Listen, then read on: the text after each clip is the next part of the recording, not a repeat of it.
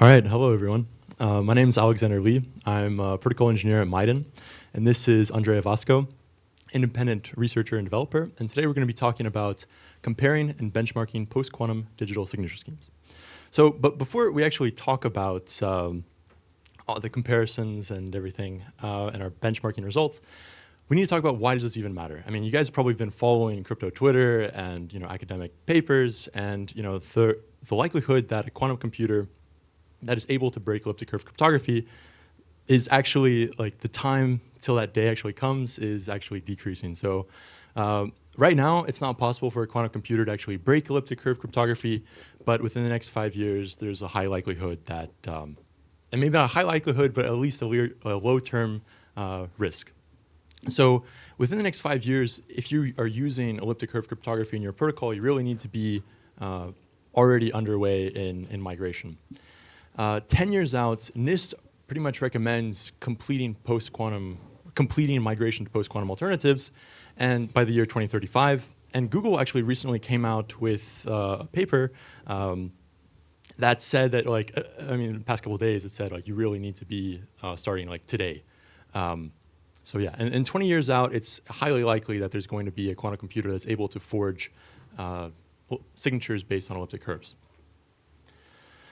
And before we actually get into the benchmarking metrics and comparing these PQDSAs, and I'll talk about the families of PQDSAs, it's important to note that all these signature sizes are significantly larger than their elliptic curve alternatives.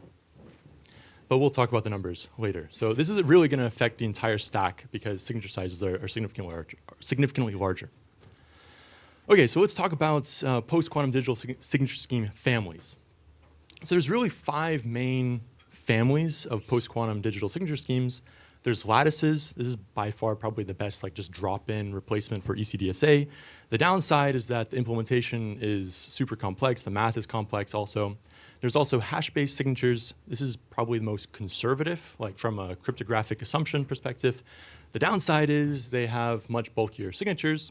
There's also code-based, so DSAs based on error-correcting codes.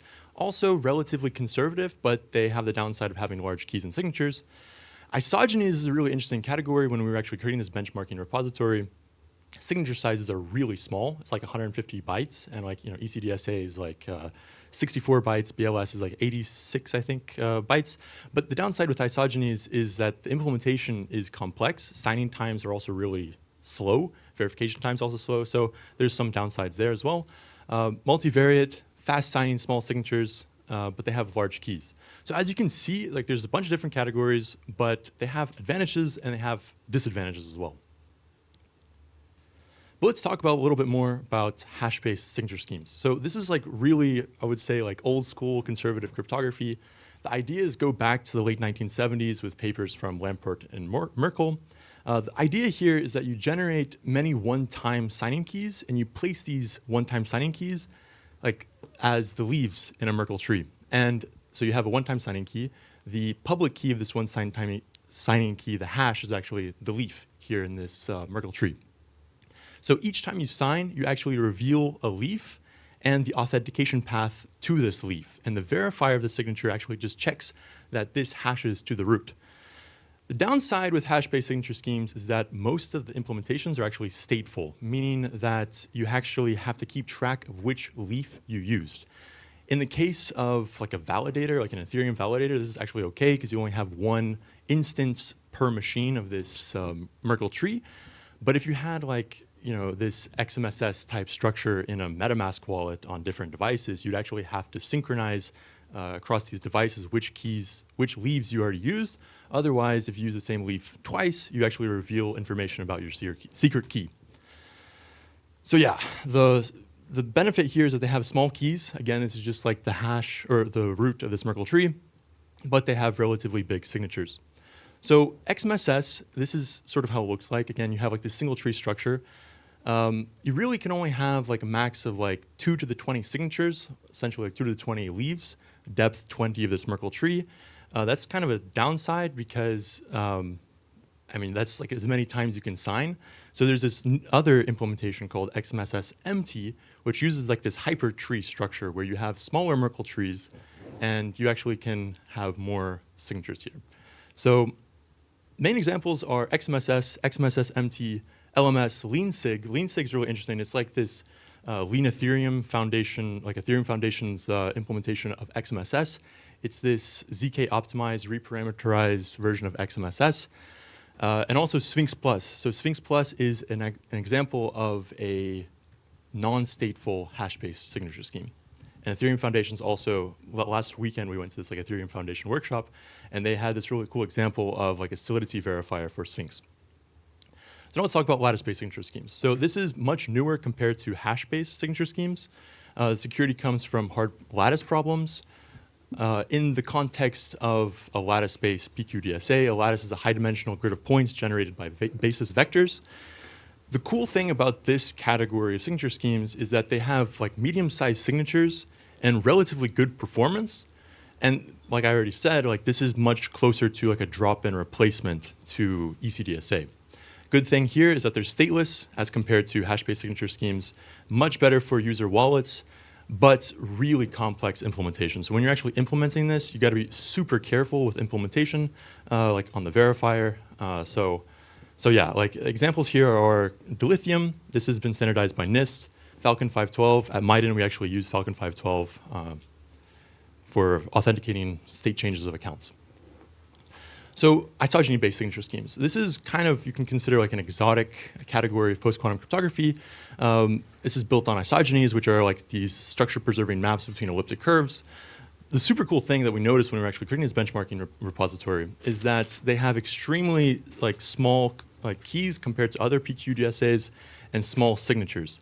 The main caution here, though, is like cryptographers kind of don't trust this PQDSA family as much after SIKE was proven to be broken, which is like this super singular isogeny-based key exchange, which is like this post-quantum version of Diffie-Hellman, and it was proven to be broken. So the trade-off here is the compactness of the signature size comes with heavy math and complex implementations. And again, like signing times and verification times are really slow compared to other forms of post-quantum DSAs. So the main example is like SQI sign. I'd recommend after this talk, like take a look at this. It's kind of a cool signature scheme. So of course, there are other PQDSA families. There's code-based, which are built on hard problems from error-corrected codes. Examples are cross and less. When we were actually building the benchmarking repository, we didn't really see there's any benefits of these. Like they didn't like outperform any other PQDSAs. There's also multivariate, quadratic system-based. These are built from solving systems of quadratic equations over finite fields. Mayo, it's cool because it has like relatively small signature size, smaller than Falcon. And there's also Stark-based, but there aren't any papers or implementations that have been submitted to NIST. But this is also interesting. So these are all promising alternatives, but they really don't win over lattices or hash-based PQDSAs when it comes to just like simplicity and conservative assumptions in the cryptography. So now Andrey is actually going to talk about this benchmarking repository and talk about the performance and the metrics. So yeah, I'm going to hand it over to Andrey. Yeah, thanks, Alex. I will jump straight to the numbers. So we used the following benchmarking setup: host machine MacBook Pro M1, 16 gigabytes of RAM, and the message size is about 32 bytes. We applied following benchmarking methodology. So we benchmarked for following metrics: signature size, key size, signing time, and verification time. So the signature size impacts bandwidth and propagation speed. Key size impacts storage overhead for wallets validators, and signing time and verification time impacts user latency and validator throughput. Regarding signature size, it affects propagation, bandwidth, and storage. So we benchmarked these post-quantum signature schemes, and we identify top winners here. The SQSign, Mayo, and Falcon. SQSign is isogeny-based, Mayo is multivariate, and Falcon is lattice-based.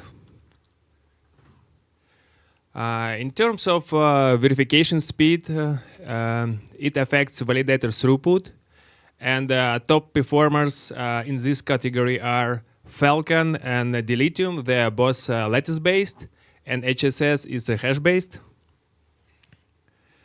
And the signing speed affects latency and feasibility on hardware wallets. And we identified 3 winners in this category. So the signatures with the fastest signing speed are Falcon, Dilithium. They are both lattice-based, and Cross, it's a code-based. Also, we measured public key size, so it affects storage overhead. And we identify top signatures with the smallest public key. They are Sphinx Plus, LeanSig, and LMS. They are both hash-based. And next, I will cover engineering application, trade-offs, and implementation risks. In terms of engineering application, I would like to point out that lattice-based signature, they have a best overall balance, and some of the implementations they are NIST standardized. For example, like Dilithium, but their implementation are quite complex. Regarding hash-based signature, they are simpler primitives than lattice-based, although they have a large signature size and some of the implementation are stateful. Code-based signature scheme, they're relying on the hard decoding problems on error correcting codes, but the keys are very large, and there are some security concerns by NIST. So NIST has not standardized any code-based signature scheme yet. NIST just takes more time to take a decision and evaluate its design and security. Regarding isogeny-based scheme, I would like to point out that they produce extremely compact signatures, but the downsides here that's the signature time is slow, and they have also NIST has raised some security concerns regarding this family of the signatures. And regarding multivariate signature schemes, I would like to point out that they are relying on a heavy mass. Although they produce fast signing and small signatures, there are some security issues. And recently it was discovered a Rainbow hack. Rainbow is a multivariate NIST candidate post-quantum signature scheme, and it was susceptible to algebraic attack. Algebraic attack, it's an attack in cryptanalysis where the attacker exploits algebraic structure of a signature to retrieve some sensitive data from the signature. So the performance versus confidence in security is a real trade-off. I visited EF workshop over this weekend, and Federico Carone, founder of Lambda class, mentioned that complexity is the enemy of security, and I fully agree with him. So more mathematical structures can buy smaller signature and faster signing verification time. However, more complexity can lead larger attack surface and implementation risks. So on the right side here, on the chart, you can see that multivariate and isogeny-based signature can offer better size speed efficiency, although they have less confidence in mathematical assumption than hash-based and lattice-based signatures. So it's worth noting that implementation risks can arrive before quantum risks. I would like to point out, if you implement post-quantum signature, you have to take into account all implementation details, parameters, and intricacies. So for example, like Dilithium, it's a lattice-based, hash-based signature, post-quantum signature. Dilithium has many sensitive intermediate values and rejection sampling logic to harden. So Falcon relies on a floating point arithmetic. So, and if you implement your signature and there are some security issues, it can be susceptible to side-channel attack. So side-channel attack is a type of attack where the attacker exploits some, for example, like electromagnetic waves to recover sensitive data from your signature. Post-quantum Ethereum. So Lean Ethereum, it's an Ethereum initiative to make Ethereum post-quantum. So right now in the consensus layer, Ethereum uses BLS to aggregate signatures, but BLS signature is not quantum secure, and they want to replace it by a hash-based signature, for example, XMSS. But XMSS lacks a native aggregation property. That's why they want to apply snark-based aggregation to aggregate XMSS signatures. So let's take a look at the NIST standardization snapshot. So as we can see here that Dilithium and Sphinx Plus, they already standardized. And LMS and XMSS have been standardized as well. And the next likely addition will be Falcon. But NIST is still evaluating 14 additional candidates in the on-ramp round. So the final takeaways are no single family wins every metric, and Dilithium can be the strongest candidate for broad deployments such as Ethereum execution layer or Web 2. And the hash-based signature can be deployed where the conservative assumptions matter more than signature size. So thank you, and you can take a look. This is our repo with benchmarking, and you can play with our post-quantum signature schemes. Thank you. Right now we can take some questions. Thanks for thanks for the presentation, guys. Have there been any cases in the past where NIST or any other standardization body has rejected a scheme because it was like complex to implement?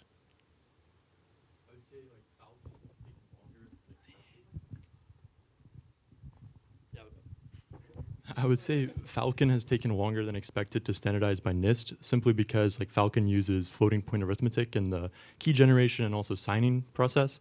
So yeah, like I wouldn't say there's like been a rejection. I don't know of any like rejections, but I know they've just taken longer. Like they're looking at the signature scheme, but they're not like actually accepting it. But this is on the spec side, right? It's not at the implementation yet. Yeah, exactly. Yeah.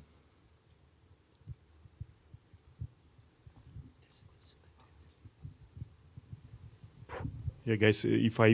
Hi, thank you for the presentation. Yeah, and if I planning to implement something now, like what would you recommend? What would like the best like? It depends on your requirements. Do you need aggregation of the signatures or need? It depends on your requirements. What now? I would say honestly, I'm a little bit biased. I like Falcon 512 because we use it at Miden. But yeah, like if you're looking to aggregate signatures, like I would do what like Ethereum Foundation is doing with like this aggregation of signatures using XMSS inside of a lean VM. So I mean it's so new. Like I would say like honestly like for a broad deployment right now maybe like Dilithium since it's like standardized by NIST. But yeah. In your presentation, you list like code-based signature scheme is like faster than hash-based and also lattice-based. But in my memory, it looks like code-based scheme are all pretty slow. So maybe is there any new progress? Because I didn't pay attention to that part for quite a long time. Yeah. So. It's interesting because like there's Cross and Less, and they have completely different like performance metrics. They're both code based, but like I think Cross has like much slower signature verification. Honestly, I would need to look more into like code based. But we talked to a bunch of people at a workshop last weekend, and they're not very like most cryptography people that we talked to are not very confident in code based signature schemes. So I don't really know if it's worth pursuing even so. Yeah, the Ethereum Foundation, like cryptography team, they are like not confident about like code-based, Isogeny-based, and multivariate-based. So they told us like we have to wait until NIST will standardize them. Any other questions? We have last question here, and you can keep the conversation after that. Yeah, thanks for the great talk. I was also asking, like the implementation risk, on which side is it, like when I use it as a library, or like when I build it on x86, or like where does the implementation risk, like whose implementation risk? Well, yeah, or like I would recommend you take a look at Slack, our internal messages. There's something new there.